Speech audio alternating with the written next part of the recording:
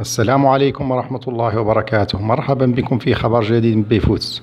ستقام مراسم سحب قرعة بطولة كأس العالم روسيا 2018 غدا الفاتح من ديسمبر 2017 بقصر الكريملين بالعاصمة الروسية موسكو، ونستعرض فيما يلي أبرز الحقائق المتعلقة بقرعة بطولة كأس العالم 2018. موعد القرعة الفاتح من ديسمبر في تمام الساعة 3 بتوقيت غرينتش. مكان القرعة قصر الكريملين بالعاصمة الروسية.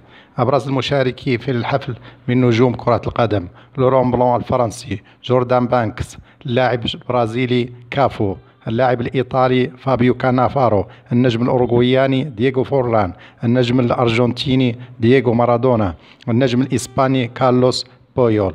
والمنتخبات المتأهلة للمونديال 2018 32 هم: من إفريقيا مصر، نيجيريا، السنغال، المغرب وتونس.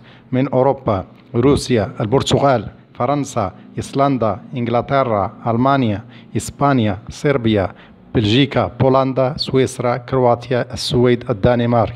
من آسيا إيران، اليابان، السعودية، كوريا الجنوبية، أستراليا.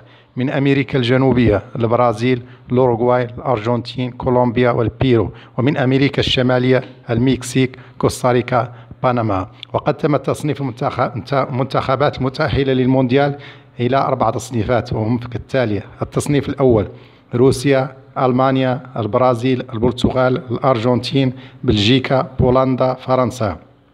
التصنيف الثاني إسبانيا، بيرو، سويسرا، إنجلترا، كولومبيا، المكسيك، أوروغواي، كرواتيا.